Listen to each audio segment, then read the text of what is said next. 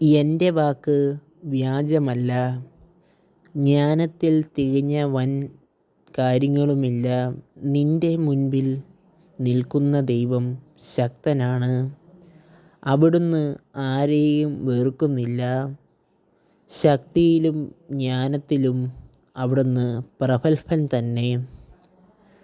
ദുഷ്ടനെ അവിടുന്ന് വകവരുത്തുന്നു.